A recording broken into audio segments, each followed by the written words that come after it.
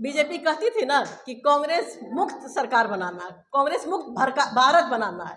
भाजपा आज कांग्रेस युक्त हो गई हुई है। अगर आप देखें तो भाजपा में सारे बड़े नेता जो भी हैं वो कांग्रेस के गए हुए हैं। तो भाजपा के नेता कहाँ? अगर किसी दिन पलट गया, सारे नेता कांग्रेस के वापस आ गए, तो भाजपा का तो भरभरा करके गिर जाएगी।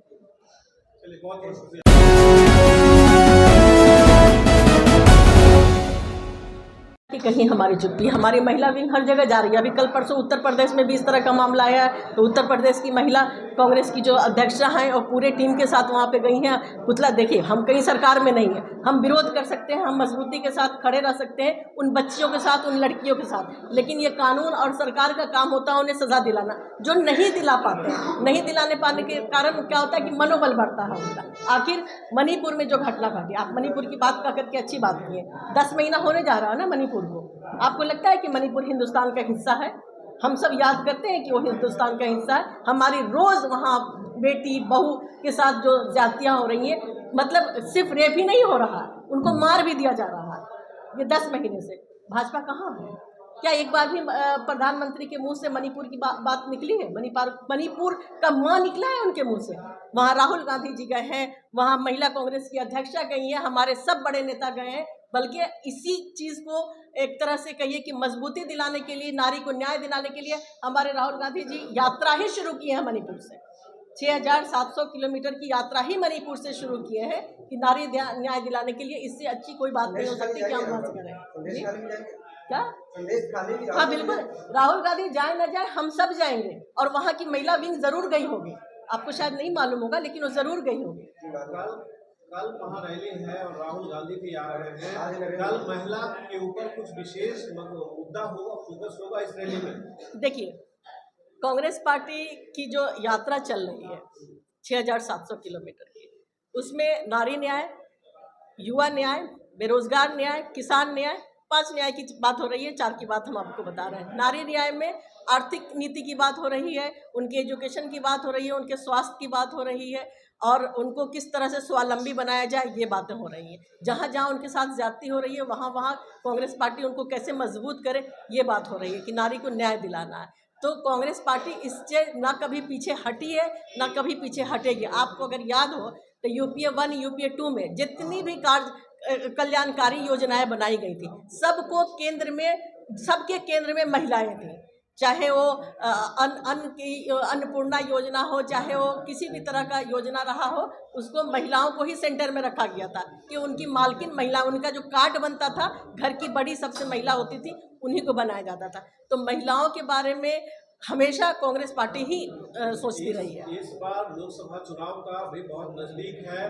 चुनाव में कांग्रेस ही नहीं बल्कि पूरे इंडिया गठबंधन महिलाओं को कैसे अधिक भूमिका दे पाएगी? 33% रिजर्वेशन। आपने रिजर्वेशन की बात, भूमिका की बात की, तो अब रिजर्वेशन की बात सुन लीजिए। रिजर्वेशन का 2004 में, 2009 में 2 बार कांग्रेस पार्टी ने इसको इसमें लोकसभा के पटल पे लाने का कोशिश किया, और एक सभा से तो पास भी करा लिया था, दूसरे में हमारे नंबर नहीं थे, तो आदरणीय सोनिया गांधी जी उसको पास नहीं करा पाई। लेकिन इंटरनल जो हमारा कांग्रेस पार्टी का अंदरूनी काम होता है, उसमें 33% महिलाओं की भागीदारी होती है। लेकिन पीछे दिनों माननीय प्रधानमंत्री जी ने अचानक अफरा तफरी में लोकसभा का सेशन बुला करके उन्होंने महिला आरक्षण बिल को पास होने की बात कही।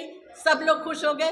वहाँ की जो महिला नेत्रियां हैं, काफ़ी पटाखे और मिठाइयाँ बांटी। लेकिन अगर उसके अंदर में जाएंगे, उसके तह में जाएंगे, तो आपको पता है कि हाँ, वो महिला आरक्षण है क्या? वो सिर्फ मृग तृष्णा है। क्योंकि महिला आरक्षण तब वो लागू करेंगे जब 2031 का सेंसस होगा, यानी कि गिनती होगी, उसके बाद परिसीमन होगा। तो किसी भी तरह से अगर ये महिला आरक्षण लागू होगा तो 2035 में जाकर के लागू होगा। कौन जीता है इतने दिनों तक? कांग्रेस पार्टी आज भी कह रही है कि अभी जो होने वाला है विधानसभा या लोकसभा, आप उसमें जितना नंबर बन रहा है, जितनी महिलाएं हो रही हैं, आप उसी सिचुएशन में आप महिलाओं की भागीदारी कराइए, सुनिश्चित कराइए। जो लोकसभा का अभी प्रारूप है, उसी में जितना महिलाओं को आप आरक्षण की बात किए हैं, अभी दे दीजिए ना। 2031 जब होगा तो देखा जाएगा, लेकिन बीजेपी ये करना नहीं चाहते हैं। मेरा सवाल वो नहीं था, मेरा सवाल था कि पार्टी सीट बंटवारे में, पार्टी सीट बंटवारे में आपको कहते हैं कि अगर आपको याद हो तो पीछे 2014 में कांग्रेस पार्टी 9 सीट पे यहाँ लड़ी थी, 9 सीट पे लड़ी थी और 3 महिलाओं को गया था, 33% हमने दिया था ना, तो हम तो दे ही रहे हैं ना, हम तो कहीं नहीं। कांग्रेस पार्टी अपने इंटरनल इसमें 33% का लिहाज रखती है, लेकिन बीजेपी ने जो धोखा दिया है, तो क्या इस बार बीजेपी अपनी महिलाओं को 50% रिजर्वेशन दे रहे हैं? नहीं देंगे। एक पॉलिटिकल सवाल है, कांग्रेस में भगदड़ देखा जा रहा है, बिहार में भी 3 जो एमएलए हैं पलटी मार दी है। हाँ नहीं, बिल्कुल आप सही कह रहे हैं। बीजेपी को अगर आप देखिए तो चलती हुई सरकार को तोड़ना उनका एक तरह से कहिए कि शौक रहा है। उनको बिल्कुल विश्वास नहीं है इलेक्ट्रल पॉलिटिक्स में। मध्य प्रदेश उन्होंने तोड़ के बनाया, महाराष्ट्र उन्होंने तोड़ के बनाया, कर्नाटका उन्होंने तोड़ के बनाया, बिहार में तोड़ और जोड़ की कोशिश कर रहे हैं। एक बार तोड़ते हैं, एक बार जोड़ते हैं, फिर एक बार तोड़ते हैं। और उनका अभी टारगेट है कि हमको अभी अपने एमएलए का नंबर जो है 100 बनाना है। ठीक है, तो जनता तो उनको 100 दी नहीं थी, तो इधर से तोड़ के, उधर से तोड़ के, इधर से चोरी करके, उधर से चोरी करके वो जनता के वोट का चोरी कर रहे हैं। हाँ बिल्कुल हिमाचल में मेरी सरकार है। मैम, जो यहाँ पर से विधायक पलट के उधर जा रहे हैं, तो आपको लगता है कांग्रेस इससे कमजोर हो रही है या इंडिया गठबंधन? बिल्कुल इसका कोई फर्क इंडिया गठबंधन पे नहीं हो रहा, ना ही कमजोर हो रही है।